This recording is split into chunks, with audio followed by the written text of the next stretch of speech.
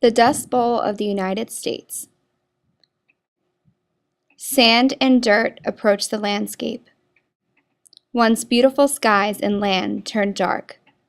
Breathing becomes almost impossible. Desperation, terror, panic.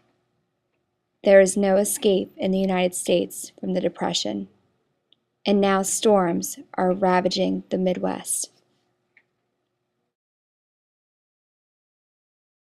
Manifest destiny, the idea that Americans should move west.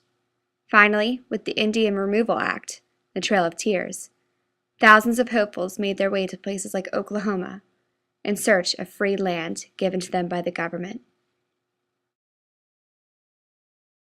The first pioneers of the Great Plains knew hard work. The land was abundant in two things, wind and prairie sod. With the creation of the Lister plow, farmers were able to dig up the dirt and create a furrow for wind-blown dirt to lie, along with plant seeds for different crops. But it all changed with the creation of the one-way plow, which allowed farmers to farm a large quantity of land, especially for crops such as wheat, which were a booming crop in the 1920s. Even businessmen were growing wheat in the Midwest. Unfortunately, a massive drought set in, drying up whole lakes and ruining farmland.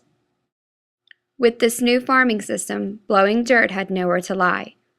Farms were covered in dirt and sand, and thousands, hundreds of thousands of acres were blown away. Homes were destroyed. People were forced to leave, fleeing in their cars with tents as their shelter. Some even just had wagons. But if they made it west, there was hope of new life in California. At first, the crash of the stock market had no effect on the West, booming in their wheat.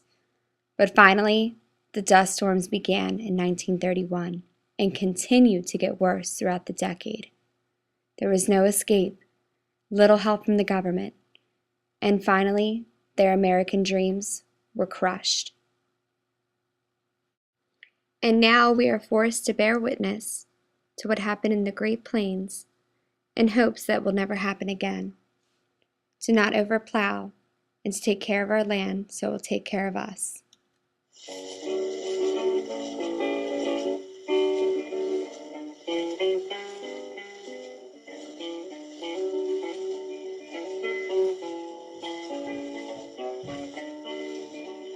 This land is my land from California.